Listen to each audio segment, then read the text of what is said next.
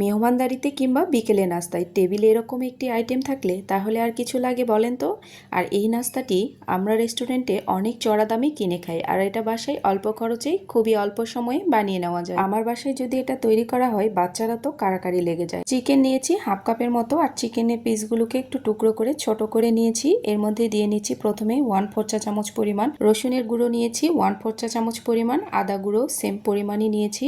আপনারা চাইলে এখানে আদা রসুনের পেস্টটাও ব্যবহার করতে পারেন। এরপর দিয়ে নিয়েছি স্বাদমতো লবণ, কালো গোলমরিচের গুঁড়ো 1/4 চা চামচ পরিমাণ, লাল মরিচের গুঁড়ো নিয়েছি 1/4 চা চামচ পরিমাণ। এরপর নিয়ে নিচ্ছি 1 টেবিল চামচ পরিমাণ সয়া সস। ঝালের পরিমাণটা এখানে বাড়িয়ে কমিয়ে ব্যবহার করতে পারেন। তো সবগুলো চিকেনের সাথে ভালো মতো করে মেখে নেব। আপনারা চাইলে চিকেনটাকে এখানে ম্যারিনেট করেও রেখে দিতে পারেন, তো আমি এটাকে ম্যারিনেট করব না, এখন এটাকে কোটিং করে নেব। তো কোটিংয়ের জন্য আমি এখানে হাফ কাপ ময়দা ব্যবহার করেছি। এখন ময়দার সাথে চিকেনগুলোকে কোট করে নেব। তো হালকা হাতে এগুলোকে একটু চেপে চেপে ময়দার সাথে কোট করে নিয়েছি। সবগুলো চিকেনকে একই রকমভাবে ময়দার সাথে কোটিং করে এখন আমি এগুলোকে ভেজে নেব। তো প্রথমে ফ্রেঞ্চ ফ্রাই ভেজে নিচ্ছি। এগুলোকে আমি আগেই বানিয়ে রেখেছিলাম ফ্রিজে, এগুলো ফ্রিজ থেকে বের করে সেকেন্ড টাইম ভেজে নিচ্ছি। এগুলো আগেই প্রিপারেশন করা ছিল। তো ফ্রেঞ্চ ফ্রাই মোটামুটি সবাই বানাতে পারে, এই জন্য আমি এটা আর দেখাইনি। ভিডিওটা এমনিতে অনেক বড় হয়ে গেছে, তো এই জন্য আমি আর ফ্রেঞ্চ ফ্রাইয়ের রেসিপিটি আপনাদের সাথে শেয়ার করিনি। যদি আপনারা দেখতে চান আমার চ্যানেলে আগেই দেওয়া আছে, আপনারা চাইলে দেখে নিতে পারেন। তো ফ্রেঞ্চ ফ্রাইগুলো ভাজা হয়ে গেছে, এগুলোকে উঠিয়ে নিয়েছি। এখন চিকেনগুলোকেও ভেজে নেব। তো ডিপ ফ্রাই করে চিকেনগুলোকে এপাশ ওপাশ উল্টিয়ে প্রায় 3 থেকে 4 মিনিটের মতো তেলের উপরে ভেজে নিয়েছি।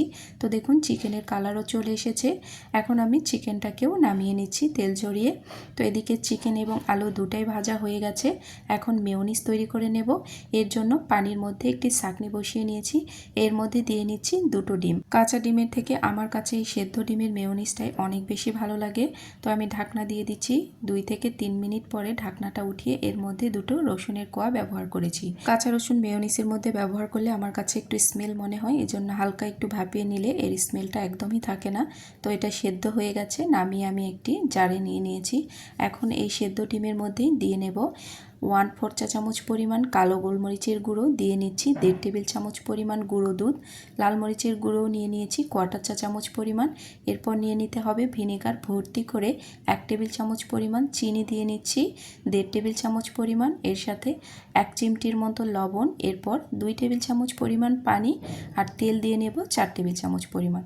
তো সবগুলো ভালো মতো করে ব্লেন্ড করে নিয়েছি, আর মেয়োনিজ একদম রেডি। তো দেখুন কতটা থকথকে ভাব এসেছে।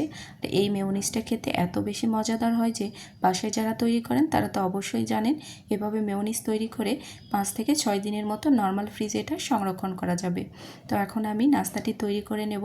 তো প্রথমে কয়েকটি ফ্রেঞ্চ ফ্রাই দিয়েছি, এর উপরে আমি দিয়ে নিচ্ছি বেশ কয়েকটি চিকেন, এরপর আমি দিয়ে নেব মেয়োনিজ। আর এই নাস্তাটা খেতে অসম্ভব মজাদার হয়।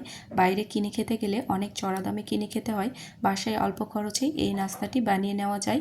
তো দেখুন আমি উপর থেকে আরও কিছুটা সস দিয়ে নিচ্ছি। তো এরকম করে আমি পুরো নাস্তাটি বানিয়ে নিয়েছি। দেখতেই কতটা লোভনীয় হয়েছে, আর এটা খেতেও অনেক বেশি মজাদার হয়।